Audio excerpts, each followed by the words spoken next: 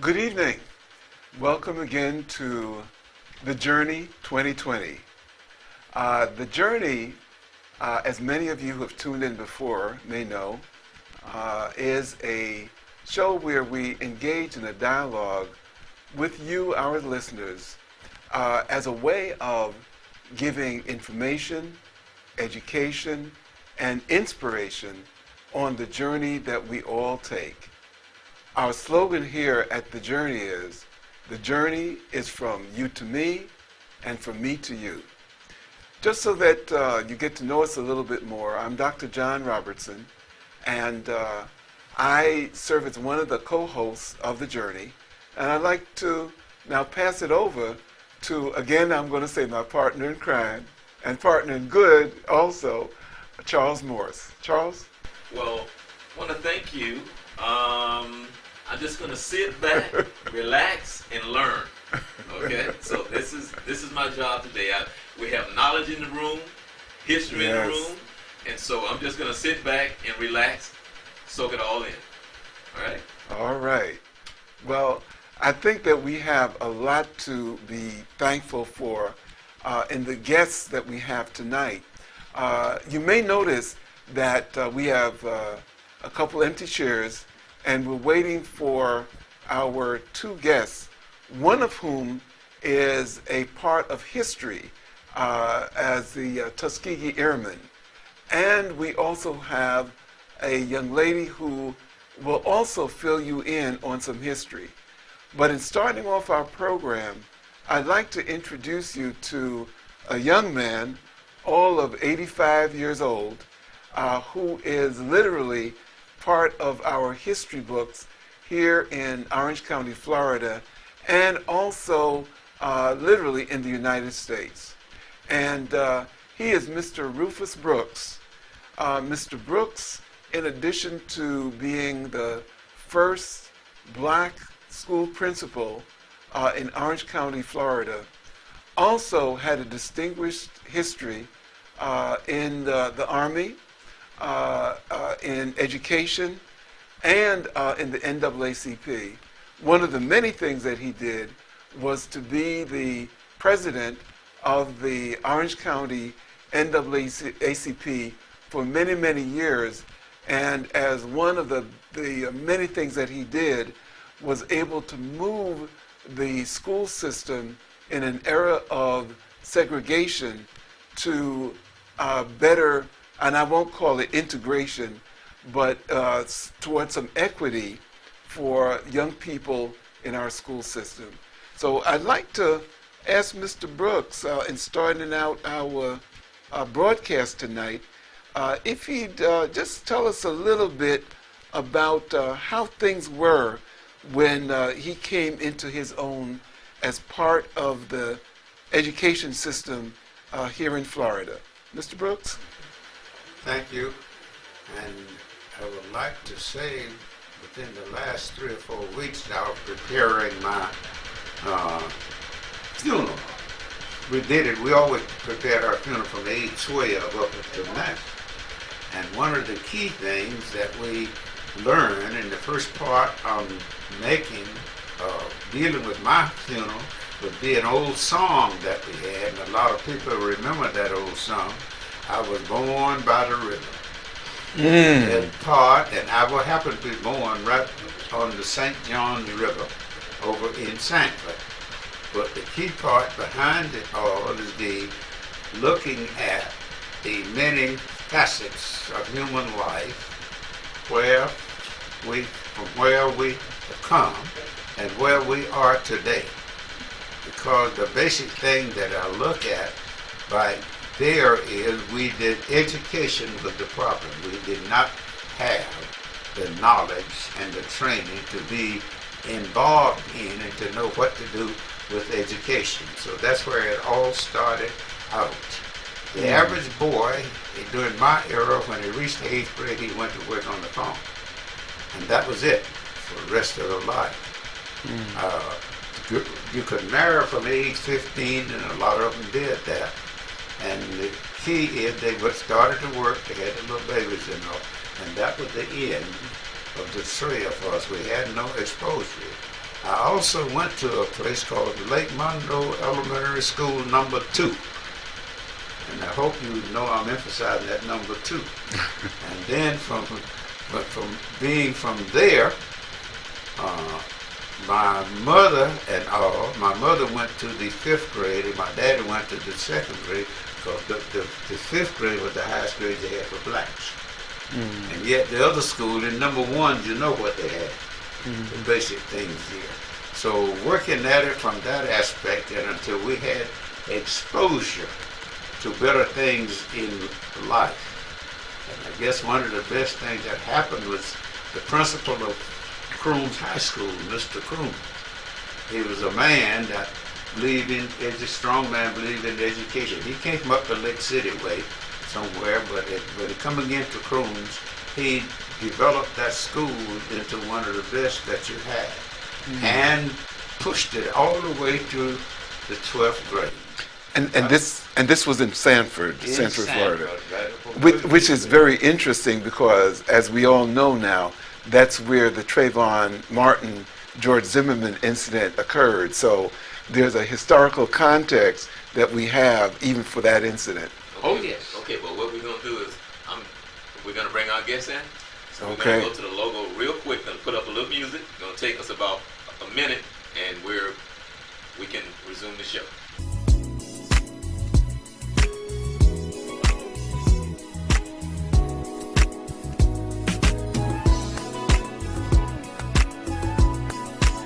Okay, good evening again.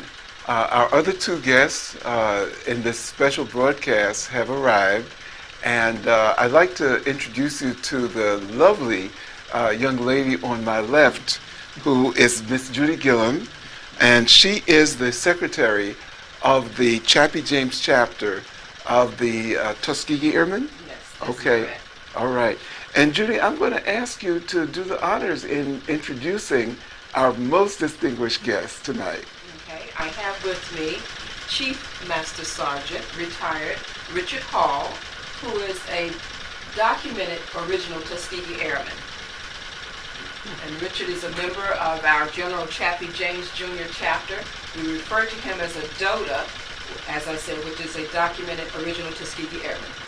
Well, it's not original because there's some confusion. Well, not confusion, but there are other Tuskegee Airmen, but he's one of the very first, is what you're saying. I'll let him explain that to you, but Okay. the word documented makes a difference. Okay. Oh, yeah. Okay. Okay. Okay. All right. Okay, good. As a matter of fact, Chief, why don't you take over and just explain a little bit more of what this original Tuskegee Tuskegee Airman means? Okay, go ahead. Well, I was a member of the 232nd Attack Fire Group. Colonel Benjamin O. Davis was my money commander. He was the first Afro-American to come out of West Point. He brought the same ideas when we were stationed in Ohio at Lockburn, and he ran the base just like they ran West Point.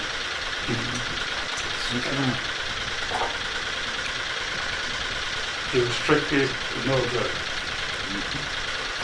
Okay. In fact, his attack was when he went home for lunch and he wore khaki uniform. He would change his trousers so he would sit behind his desk and get wrinkles. Okay. So he was meticulous in presenting that image. Right. Very good. I wanted to ask both you and because both of you are part of our long history of struggle and achievement. And Chief, I'm going to go to you first, and that is that in the time that you came up, what was it that motivated you to join up and become a Tuskegee Airman? Well, my dad went to Tuskegee when I was in high school. He came out 1918. He went in 1914 and 1918. And that's all I heard growing up was Tuskegee. In fact, I took him back to Tuskegee about 60 years later. Oh, great. And he says, where's the field, the cotton fields, the Mm. cornfields? Mm-hmm. And I said, well, over where the buildings are now. Oh. Oh. And so I asked him, I said, what did they teach at Tuskegee? He said, he taught me how to make horse harnesses. Horse harnesses. And also Okay. blacksmith. Yes. Okay. Yeah. That was, Because that was the emphasis at Tuskegee early on, is to teaching practical trades. right. That's that- how Booker T. Washington got the funds to get the school together in the first place. Exactly. In Exactly. order to teach. Well, that's how he got the money, really, from the whites in order to build a school. To build the school. To Okay. teach the blacks how to be better farmers Mm-hmm. and better workers for them on the farm. Okay, okay. And I'm curious though, when you came up, I heard you say that you learned a lot about Tuskegee, but not all young black men at that point were enthusiastic about joining the military or taking on the system. Basically, what motivated you to get into something as venturous as wanting to get into this battle? Well, I wanted to, first of all, I grew up in Winter Park, Florida. You hear that town? Oh yeah, oh yes. And I first had after finishing Hungerford, I better say about Hungerford first. Oh, yeah. Oh, Hungerford Prep. Okay. That was the principal of Hungerford. Okay. All right. My dad made a deal with the principal, Mm-hmm. Captain Hall. Oh, right. Oh, okay. As he paid $10 a month Mhm. for my room and board, Mm-hmm. and if I spent the summers out there working on the farm, cutting grass and trees and sort of thing, Mm-hmm. I would go to school full time. Ah, okay. Okay. Carry a full load, so I come out in 4 years. Mhm. Now, otherwise, if he hadn't paid the $10 Mm-hmm. a month, then it would have cost me. I would have had to take 2 subjects one year, Mm-hmm. then a full load the next year. It'd take me about 8 or 9 years to graduate.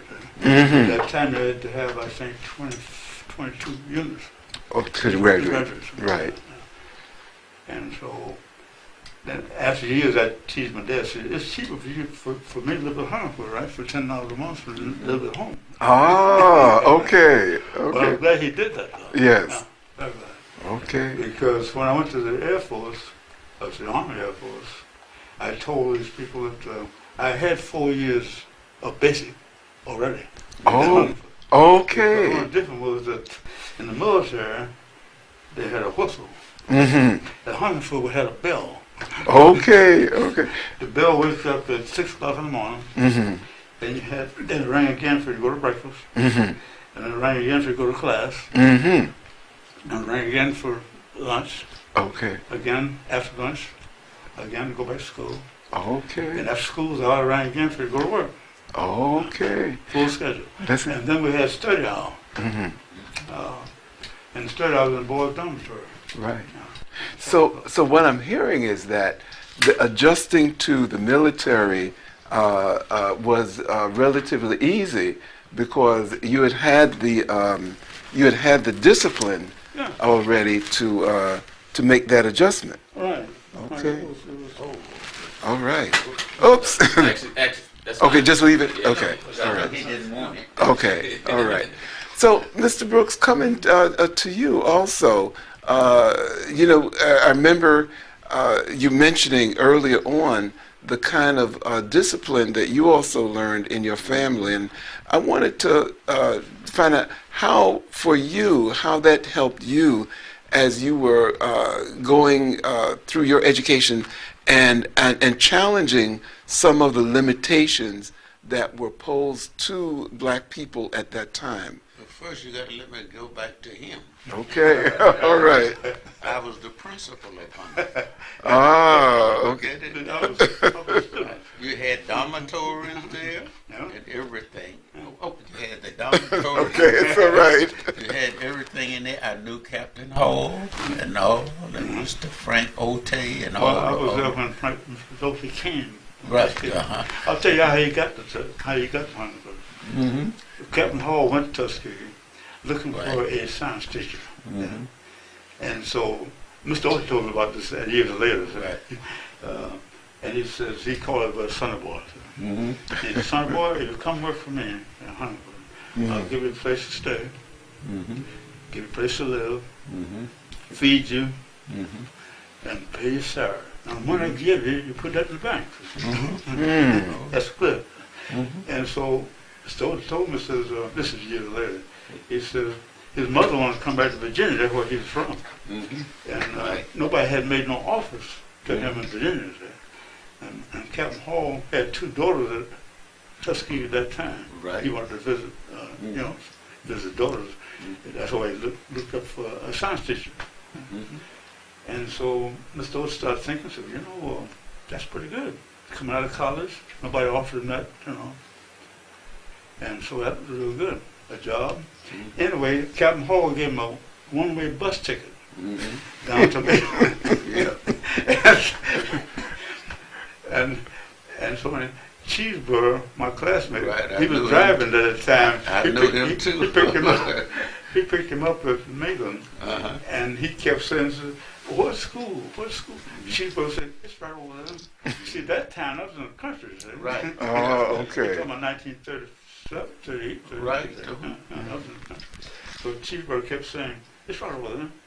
And he kept asking, "What school?" And when he started school, his feathers sort of dropped. Now, see, Huntington was out in the country at that time. Right. This was 1938. Mm-hmm. Yeah, 38. Well, with that kind of a history of both that connection of the historically black schools and the both Hungerford, Tuskegee, etc. It seemed to be a connection in terms of almost a, if you want to call it, a breeding ground for educated blacks that were coming up, at that time. And Mr. Brooks, I wanted you to comment, on that. Found something else from there. You had dormitories and you had children Okay. from Southeast United States that you had children from the Southeast of the United States going to school there. My native home was Sanford, but every Sunday everybody would come down there because you're singing to the white folks to make money. And then, after you do that, we also played football against them, and Otis just had become the new coach there. That was When the they year had it before all. he came. Right, So the key thing that we were looking at, that was a town within itself. That was a respected place when you go in. Everybody, all the schools brought the kids in there, especially on Sundays. Okay. to sing. And that was Eatonville. That was Eatonville. Okay. Right. Okay. And just for our listeners, Eatonville is the oldest incorporated black town in Black the United operated, States. okay. Okay. And black operated. Right, Okay. Right. That's Okay, what go we ahead. did. Now, and so the other part, being up in Sanford, Mr. Crooms Crooms is Academy. well known too, because he set his Crooms Academy, and they named the school after him. And then the key thing that he set up an academic program that, for instance, everybody must take biology, chemistry, physics. Everybody must do this and that. And the key thing behind all of the work that he had there, those kids had to do the same thing. They used the work ethics the same way over there, the same as other kids did in the other places. We had all of our teachers were completely certified. Remember, Mr. Crooms saw to it that you had all of those folks, you see. I knew Mr. Hall's daughter well. In fact, one of them was members of my church. Yeah. And I knew both of the daughters though when they come in. And to us, that was it was a great thing for blacks. When you said we're going to school down there, we're going to Eatonville. Now the only thing that outraged us in all of that was Club Eaton. Yeah, they do more people than we have, but other than that, we were really on the road. And then the other part, it depends on how much the school push. Because see, when I went to school, Miss Croom, that was Mr. Croom, was the founder of the school named Croom. And Mrs. Crooms just told me, you need to go to college. Yeah, she's from Bonaparte, you know. Right, Yeah. she's from Bonaparte, right. Okay, And okay, so you need to go to college. okay. Well, I paid no attention to that because nobody in my house had ever finished high school. But the key thing started when we got it there, we got up to the senior class and all. Well, I better say it again. All students at Crooms had to take biology, chemistry, and physics. And That I'm was not true in most schools. interesting. I'm just curious, Mr. Brooke, what year was that about? That Huh? what year was that about that we're talking about? 42, 43, 1942. and all of that, right. Okay, biology, chemistry, and Right. physics. Okay, But even before me, okay, they had them going through that curriculum. okay. Because, well, before, most kids, as I said to you, when we got to 8th grade in high school, we'd go to work on the farm. That's the end of education. But see, Mr. Crooms and those had those programs, and it wasn't the end of education for some blacks. Now, you lost over half of them to go into the place and to do the work, you know. But the key thing that boosted all, let's just be frank, was the Second World War. The Second World War. And I'll never forget, even now, I tell boys and all now, you reach your peak, you're finish high school or you drop out of school, the only way you can make a living is go to the army. Go to the army. Don't go to them other places. Now go to the army. Do we have a little service rivalry going on here? Okay. But in Maggot, how many kids you can find around here that really go to the army? Oh, you see, the thing that helped me most, they drafted me. I didn't want to go. Well, I had But the first best thing put that on happened, go ahead. the draft board back in Bonaparte. But that year, only 3 black boys went to college. Mm-hmm. Oswald Williams, myself, and Frank Wells. And so my first couple of years at Xavier University, which was a Catholic college. And so the draft board required them to give them a report of our status every month. Over passing, over in school. Oh, et cetera. yes. And so these sisters got together and said, now, if you join the reserve, that'll cut the draft boards off, cut the little shit. So they joined the reserve, see. Okay. No more letters. Back to the draft board and one part. Okay. Okay, so that was a little extra motivation. Right, right. Okay. Well, let's look at the position of motivation. When you came home with your uniform and all, that was a pretty sight. Ah, You follow me, okay. guys, coming on me. Okay, Judy. I'm sorry. I get used to this thing. Go ahead. I'm saying, you know, in the boys, I still belong to the American Legion because that was all the impressive things to me back there. You know, I have a lot of come comments home, over right? this. Came home with all that. All right. And then we didn't realize the true value until Miss Crooms gave me a letter and said, "You go over here to Bethune and carry this to Miss Bethune and let her know that you from our school, and that help you get through college." Yeah, speaking of Mrs. Zoom, you know, she, my senior year at Huntsville, she offered all the black boys in black high schools Right, to come to Bethune-Cookman right, and spend 3 days. right. And so I met all the seniors, black seniors Right. in the state of Florida at Bethune-Cookman that 3 days. Wow. And so she gave us a lecture and this, you know, and this sort of thing. Now, I expect you boys to be back in September. We're all seniors. And I said, Mr. Soon, you have any scholarships? Because I had applied for scholarships at Xavier. And she said, no, Mr. Hall, but we have rooms. Okay. Okay. But see, I was looking for, you know, Oh, and yeah. I want to be close to home, too. See, Right. New Orleans is a long way from my place. Oh, Okay. I wanted to just ask Judy, in terms of the history that you saw with being the secretary of the chapter, James chapter. When we think of the black men going into the military and facing the kind of challenges they did at that time, and you've had the privilege of being around these guys. What do you see as being either special or about them as a group of individuals, and as you've gotten to know them? Well, what I've gotten from the different individuals that I've talked with within our organization is that each of these gentlemen had a dream to be a part of the Air Force. They wanted to fly. I've heard stories where they would see planes and dream about flying. So that was their motivation.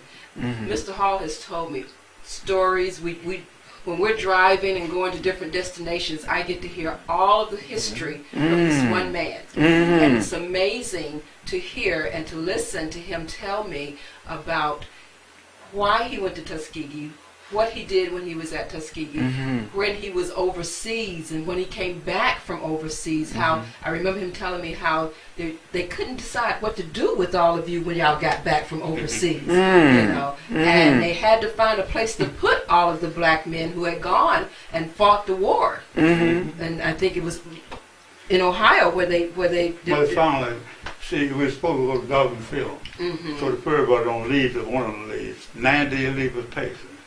And some guys better come home with me. I said, well, I got 2 brothers coming home. I got sisters home I haven't seen. And we only got a 3-bedroom house. Okay. And a lot of guys just had no place to go. Because this one buddy of mine, he only had a mother and she died while he was overseas. He had no other family. But that was quite something. Yeah. When So in coming back, although Mr. Hall, you guys were touted as heroes and given the accolades, but in coming home, it sounded like it was a very different picture. yeah, slightly different. Okay. But it was that uniform. Okay. That uniform meant everything. Okay. To whatever. Okay. Tell me a little bit about how you adjusted and what you faced in coming back. Well, first they gave me orders to report to Garden Field, Kentucky, which is a southern. And while I was on this 9-day leave with pay. And then later on I got orders not to report to Garden Field, report to Columbus, Ohio, which is northern. You know. And I found out later that Chapter James, they put him in jail down because he went to an officers club. 2 other guys that put, you know, that happened in Garden Field. So when I got orders, don't come to Garden Field, but go to Columbus, Ohio. Oh, okay. That made national news. Yeah. Okay, okay. So the commander. So I missed that completely because I was on my 9-day leave. You know? Yeah, exactly. And I think that's probably one of the little known Black history facts. You guys lived it, but to know that your commander, you know, was put into jail. Well, Chapter James was lieutenant at that time. Right. Oh, okay. That's it. But again, you know, that was part of the leadership, right? Well, Okay. Yes. Yeah. And to know that you've fought the fight, you know, you've faced death, you know, etc. And here it is coming home, and you've got to fight. Exactly. I couldn't put it better, you know. So Now, you went over to Italy somewhere. the what? Were you at the group over at Italy? Huh? 32nd. Right. And the other one was Mrs. The president's wife got in the airplane with the guy he died here 3 years ago. Yeah. You know, talking Roosevelt before. yeah, Eleanor Roosevelt. Yeah. One of our trainers took up on flight, Mm-hmm. AT-6. Right. And she went back and told her husband, said, them black boys fly airplanes. Oh. That's how we got the 99 organized. Right. Oh, okay. Roosevelt. Right. Okay. Well, from his wife. Well, the guy she Miss Roosevelt, got inside of his plane. Yeah. And he carried her up Yeah, he in the took her up, bow. yeah. He died here about 3 years Yeah, ago. yeah. He was here all the time too with that. So what the term we always use is exposure and what you do with it when you get that. You see, because when we left here, now I was in the medical corps, but everybody had to go through basic. And when we were in the medical corps and we got on the ship to go over yonder, 16 days on the ship. But they put that Dramamine, that stuff keeps me getting seasick and all. They put all that stuff in my room and all, and I had to go across the ship. But this is the first case where you did not have blacks or whites. They were all mixed up. You see, that was the one difference. They learned from us too, because they were shocked that I could go in that room and pull that the medicine off and fill out prescriptions. We were taught all that at Florida A&M in pre-med. And then when we had other specifics that we had, see, head of our department was Dr. Anderson, MD, PhD. Okay. See, Dr. Gray brought the top there to work with us on those specific things. The other group, in which they are not in this area, was the Patton's boys, the guys with trucks, the trucking battalion. We got an order to go service, medical service to the trucking battalion, and we were in Munich, Germany at the time. And so we went over just like we'd do anything. But here, the strange thing then, here was a black outfit. And the Army had gotten rid of most of that. But then we found out what it was. It was really a shocking thing. But here was a group of black guys that had been put in the service by judges in different cities. Go to jail or go to the Army. Okay. And guess what? They won a record. They a service Patton, and Patton put the name out. They hauled that stuff 24 hours a day, them bullets and all that stuff. And he really honored them boys and everything. And I said, wow, look at what we got here. Now, none of those boys had finished high school. But all of them put 20 years in the Army and had a retirement. Okay. And that's the difference that you hit with us now, how safe and secure we are. Can I ask you a question in reference to, well, kind of switch it up a little bit? When you say now, and I'm going to kind of do a 180 on your conversation. I've been working with you, been knowing you for a while, knowing your passion when it comes to our youth. The generation that we have lost, and if you had a chance, with both of you, to sit down and talk to the current generation, what is it that you would say to them? Well, we You sit gotta have Okay. a good skill. We gotta get a skill Okay. in order to compete with our society. Right. That's a must. There's no shortcuts. Okay. Let me tell you what I say to them, because I know a lot of them have been principals about 5 schools. The key thing we say to all of them, if you've finished school and not going to college, go to the Army. So we stress them, push them, and most of them, we carry some of them down there. And well, I learned that from the truck battalion. That's where I got most of that from overseas, out of the truck battalion. Because in there, after I went into the service, I had a BS when I went there, but I have 3 other degrees. And was paid for, and then I got a chance to travel around the world. Let's talk about that. Now that's the other part. That's the key part of all of this. When I got in high school, I'm studying about France and Paris, and I'm studying about things, and then the movie. You got a movie. I forgot. We used to go upstairs at Ritz Theater in Sanford. That's where we had to go. But then they had, I forgot the name of the movie, that little white girl. I couldn't say she was pretty. Against the law. But the key part, when we got overseas, we went to every place you could go over there. And there was no sign saying color or white. No, nothing. You were treated like humans, and they were glad to see you. Right. So Did you think that you would ever see a black president? no. Well, Until I think it What would about you, come, sir? but I don't know Right. how soon. I was saying until America get like Europe. That's all. That's how we can. Anything is possible. Mhm. But I figure if one person can do it, somebody else can do it. Okay. Okay. But where did you learn that? How many experiences you had in the service? Uh, Well, them black boys awful get. lot of them. You remember the boy that was shooting on the ship and all that stuff, and other guys were running? To all the stuff, right? Oh, I was Dory fortunate Miller. to be assigned to a mobile training outfit at one time. And in after World War II, we had a lot of airplanes, a lot of trained pilots, and no war. Mm.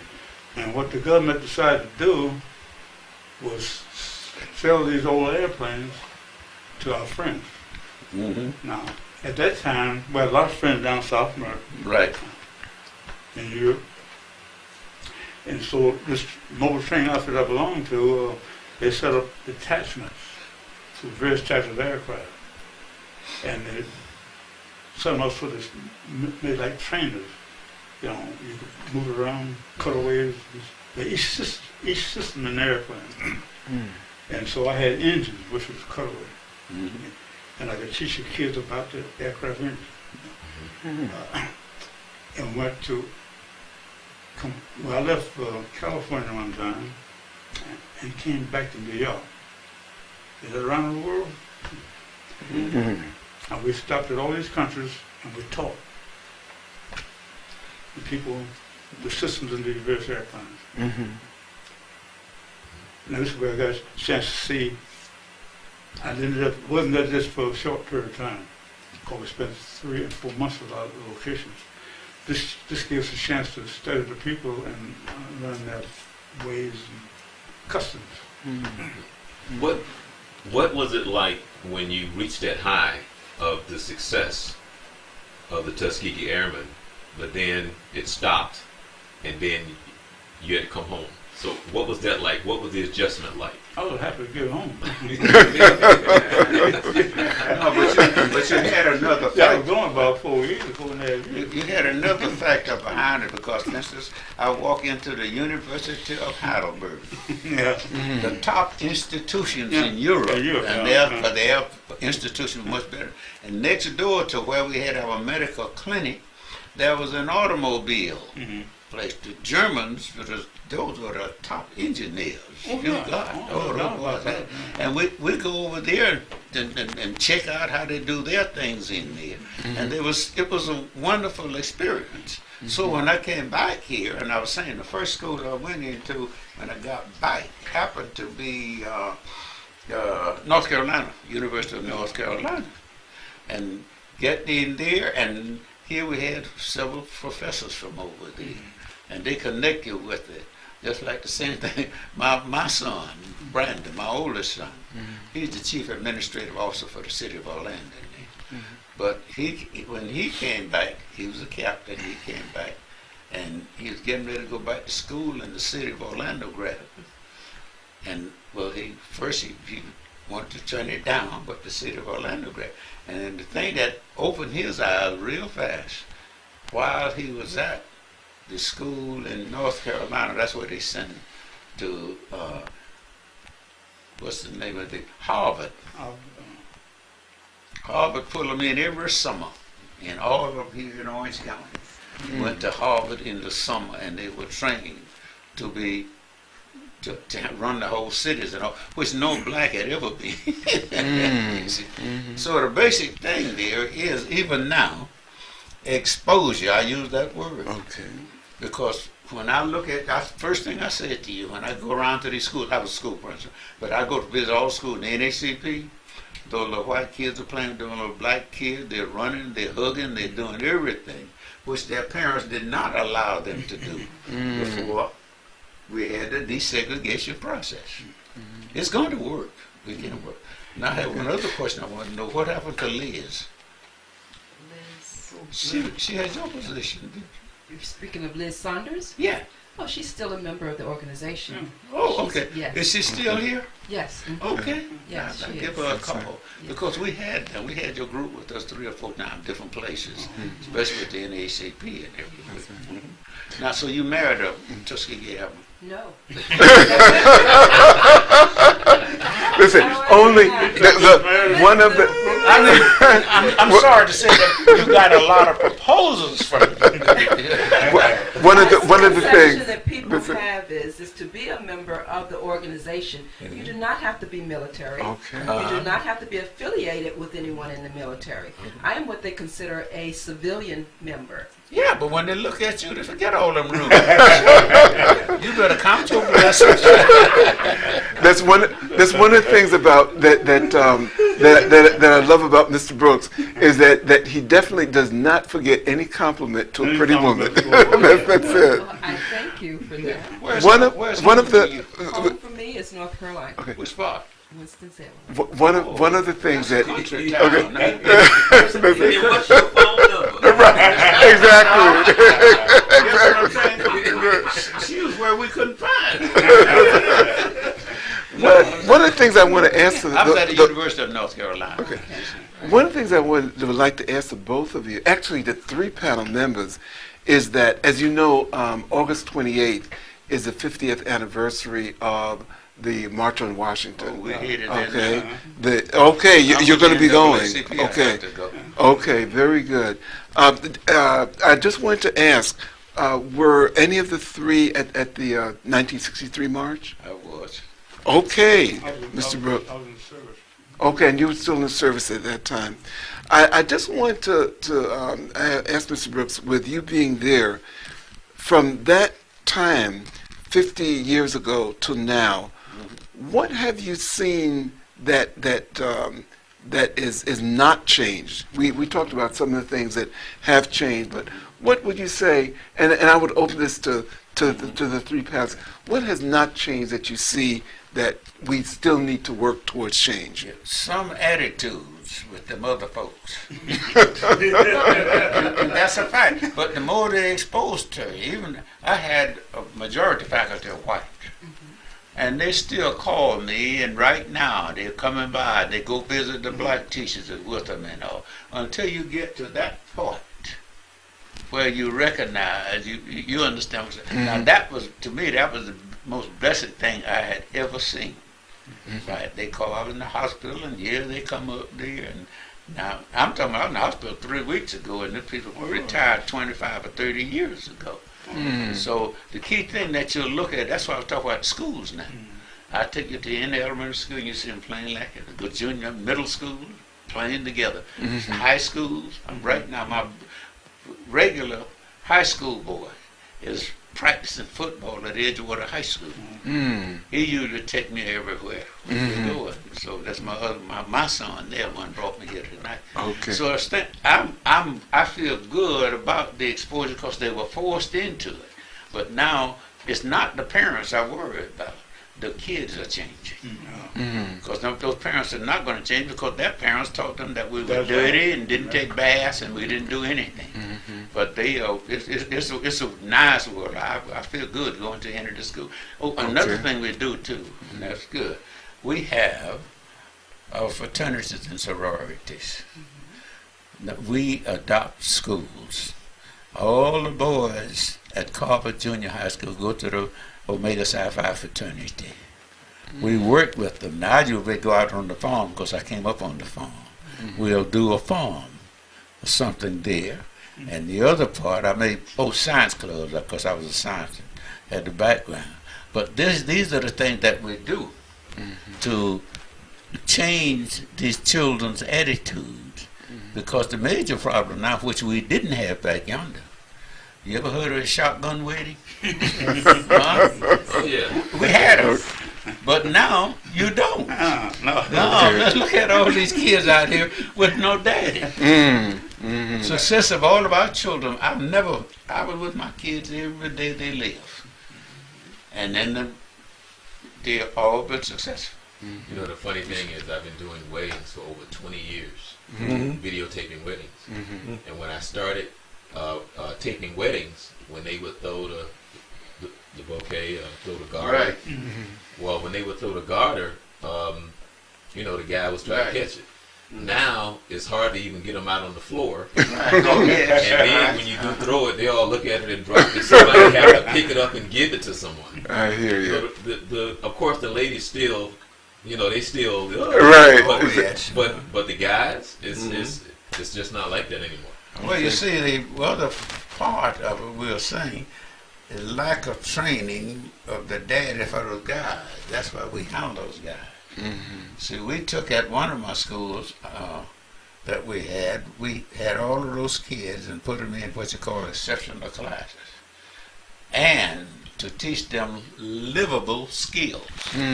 Now let's talk about livable skills. Number one, we had stoves. You cook your breakfast. All the kids in those classes, they cook their own breakfast.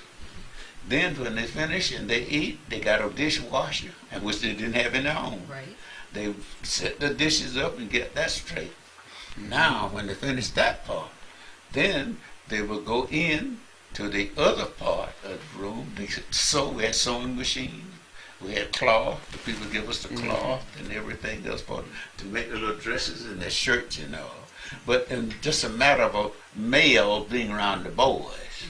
And Dorcas Rose was the lady that headed up this total program. But let me tell you what happened.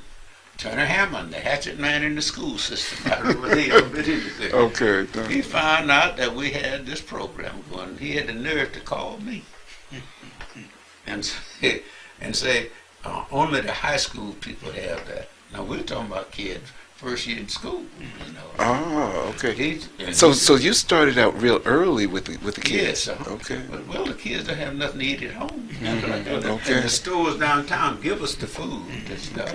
And so the interesting part was when he said, you can't have that stuff. Well, I'm a Presbyterian. I was baptized in the Presbyterian church. And the biggest church in Orlando is the Presbyterian church. And the head of the biggest church in Orlando had to be on the school board. Okay. So that really made a major. Well, he come running out there apologizing to me then because he tried to catch me a second time. But the whole idea, his job was to hatch it. Okay. Stop those places. But it's totally different now. I just left middle school today. Very good. I just left one today, and everybody out there is happy. Great. Getting ready to go. The kids out there today now before school opened Monday. Right. Okay. I wanted to get a chance just to give Mr. Hall before, because we're going to have to draw to a close very, very quickly. Also, if you just to give us a sense of, again, what you think now today has not changed that you'd like to see changed. That has not changed? Yeah, that has not changed that you'd like to see changed. Well, let's see. We've got quite a few privileges. We can ride in front of the bus now. Okay. Do all those things. Let's see, we're sitting in the back.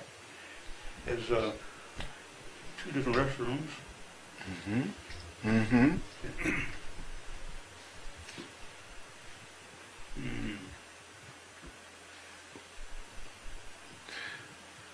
What I'd really like to see happen, Yes. that especially black boys, go to school. And stay Okay. in school so they get skill. Mm-hmm. Then to be able to not only help us, the rest of us, but the ones coming after them. Mm-hmm. Okay. That's most important. Well, one I thing think- though you messed up on, you got to have a high school diploma to go to the Army. Okay. They told our system. I You hear understand you. what I'm I hear saying you. there? Judy, as we draw to the close, what would you say, again, from what you saw from the Tuskegee Airmen through your era and coming up till now, what would you say that has not changed that you'd like to see change? I'd like to see families come back together. That's You know, we've lost a sense of family in our culture. You know, although we have the kids growing up, and as you were saying, without a father in the household, and you see children growing up, and because they don't have that household with 2 parents, they're missing a core values. So I'd like to see that change in our life moving forward. I'd like to see our families come back together, our kids grow and learn respect one another. The village. Yes. Yes, Again. that's so important. I would like to see more boarding schools. That would help with the same problem we got with no daddies. The boarding school would really help. Okay. Because that And it's turned my life around. okay. Boarding school, Huntingford. Okay. And I was thinking that something happened at Huntingford a couple of times. You know, we used to sing on Sundays. Right, I was Okay. singing the chorus. right. And then after we got ready to take elections, my job was to pass the basket. Right. And I recall seeing $100 bill. Ah, I okay. really didn't know what it was. I thought it was Right. counterfeit, see? Never seen one before. Go ahead. Because the people that came out to hear us sing on Sunday were millionaires. All rich people. Yeah. Ah. Well, I tell you, I have just felt so honored to have you, Chief, to have the Principal Brooks, to have the Secretary Judy from the Chapter James chapter with us. I truly believe that we have pushed forward with your lives, the lives of those of us that have still to learn from you.